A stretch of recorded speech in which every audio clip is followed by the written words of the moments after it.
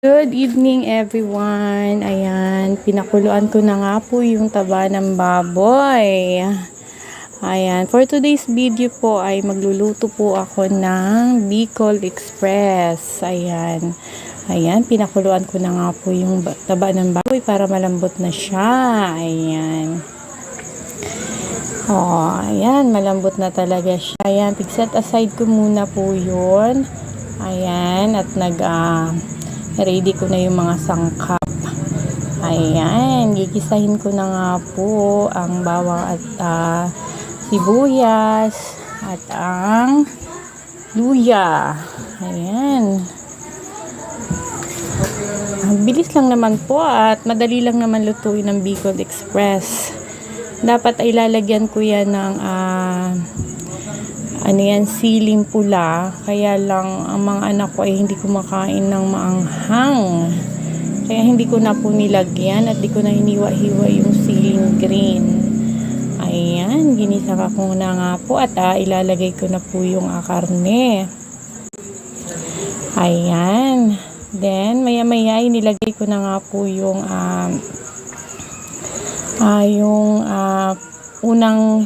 pangalawang gata. Ayan. Ayan, pinakulo ko muna po yan. Ayan, hinahalo-halo ko. Ayan, then, sabi ko kay mama, maiba naman, puro sabaw na lang yung ating karne, baboy, adobo, nakakasawa na. Gusto ko yung iba naman na luto. Ayan. Kaya ang dami naming nyog. Galing sa nyogan. So, nag-Bicol Express na lang po ako. Ayan. Para nilagyan ko na nga po siya ng nilagyan ko na siya ng paminta dyan. Ayan, yung pangalawang gata, nilagay ko na nga rin at mabilisang luto na nga po yan. At si Papa ay gutom na. Ayan. Lagyan ko siya ng kunting asin. Ayan. Yan yung last na ko. Nilagyan ko na siya ng bagoong, yung hipo na maliliit. Ayan, tinikman ko kung okay na ba yung alat niya. Ayan, at dinagdagan ko pa nga po siya ng isa pa kasi kulang pa yung alat niya. Nilagyan ko ng bitchin ng magic sarap, nilagyan ko na nga rin para malasa. Ayan. At medyo papamanti-mantikain ko po siya. Ayan. Nilagyan ko na nga ng pamintang durog. Ayan. Ayan. Tikman ko po siya ulit. Kung yung alat ay okay na. Ayan. So yummy. Nakakatakam na. Ang sarap ng kumain. Ayan. Okay na nga po yung alat niya. At hinihintay ko na nga lang po siyang medyo tawag sa Bicol ay mag-ate. Ayan. Ano bang tawag dun sa Tagalog? Ayan. Tinitikman-tikman ko nga at baka masobrahan yung alat. Ayan, nilagyan ko pa siya ng kunting asin. Ayan. So, yummy na nga. Ayan.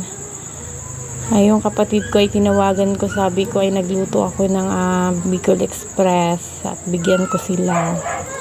Ayan, paniantikin ko nga niyan at kung okay na yung alat, ayoko nang maalat masyado. Ayan. Talaga nakakatakam na. Ayan, may bago na daw akong pamangkin. Sabi ng aking kapatid. Ayan, ako hindi pa. Wala pang nabubuo. Ewan ko kung kailan ako bibiyayaan ni Lord. Ayan. Okay na nga po. Medyo ano na siya, diba? Kita nyo ang sarap. Napakasarap. Tingnan na. Medyo ano na siya. Ayan. Lutong-luto na yung karne niya. Ayan. Ang bango-bango. Talagang nagutom talaga ako. Amoy pa lang. Kakagutom na. Kasi minsan lang po nga, siguro sa isang taon, isang beses lang magluto ng ganito. Ayan, nilagyan ko na nga po siya ng siling green. Dapat hiniwa-hiwa ko yan na maliliit. Baka masyadong maanghang, hindi makain ng mga bata. Ayan kita nyo nga, sarap na. Diba, umuo na yung gata niya. Ayan, may alamang po yan. May kasamang alamang. Ayan, yung maliliit na hipon na maalat.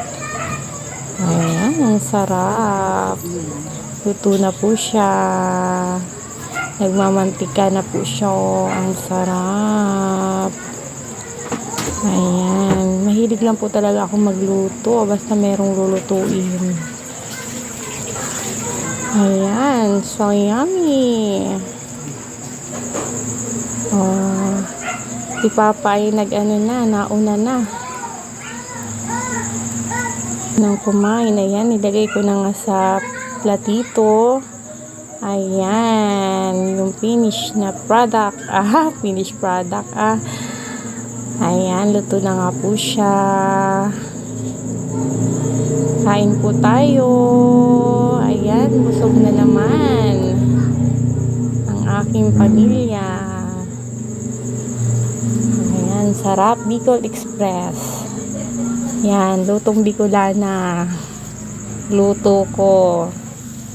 Ayan, si Mama yung nagbantay sa tindahan. Thank you for watching, everyone.